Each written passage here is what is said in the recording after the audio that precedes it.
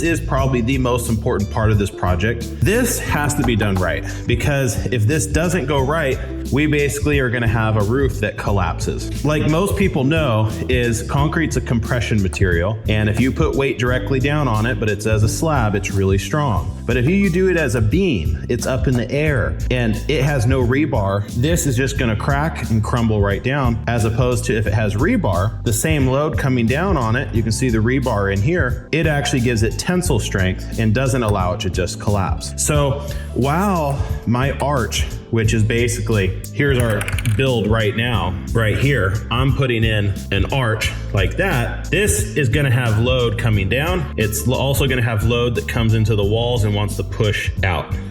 Kind of like this image right here. This is super, super important. And while we have the arch with rebar, which is going to give this structural support, it's still going to want, you have to follow the load. And the load is still going to want to push these walls out. And if they push out wide enough, we'll get a crack here, we'll get a crack here, it'll crack there, and soon enough, I don't have a wall, the whole thing comes crashing down, and a total travesty. So how this load is distributed is super important. This rebar takes care of probably 90% of it, give or take. There's another issue, I wanna take care of that last 10%. What I'm gonna do, other than say having my arch, this is the side angle, so my arch is gonna be the same level all the way across. Instead of completing my arch all the way to the ends, I'm actually going to taper it down and arch it this way at the ends. Now, why am I doing that? So at these ends, I'm gonna make this really strong. I'm gonna basically have these columns where all the load wants to come down and through this arch. Instead of coming directly down, I'm gonna try and get the load to basically come down, but then come out to these points here. Because these two large areas here are going to tie together. It would be like having a string tying this wall and holding it together, to whereas I'm kind of trying to make this a unified structure. So in an ideal world, I would have my arch, and if you follow the load, this would be one self-contained piece. Here's a wall, here's a wall. I want this load to be as directly down as possible.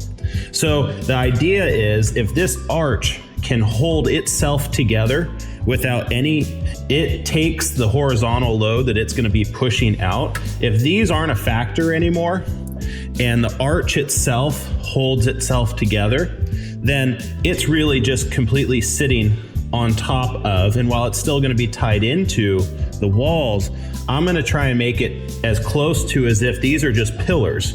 I wanted to go over one more thing on this to kind of explain why this is gonna happen. So here we have our rebar going like that. There's a lot of number 3 rebar, but there's also this basically like that and like that, right? If this is the thickness of the concrete and this is the brick level, I'm gonna do a ring of super thick, just straight concrete, no cinder block. So this is gonna be super strong ring. Inside of that is gonna be 2 bars of number 5 rebar. So I'm basically making a super strong ring around the top of number 5 rebar. All of this stuff on the inside here is number 3. It is gonna have 2 layers of rebar.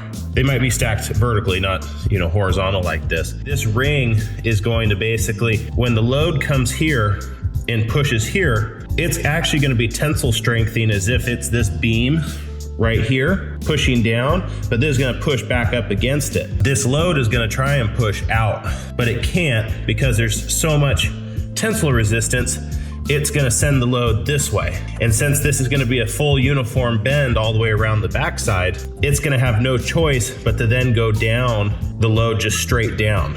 Ultimately, if you wanna simplify all these motions, basically the load that comes this way, it's basically ending up going this way. This is coming this way, and this is actually making it go this way. So it's holding together this whole arch like this so that this won't happen. And it's more like the arch being a self-contained arch by itself.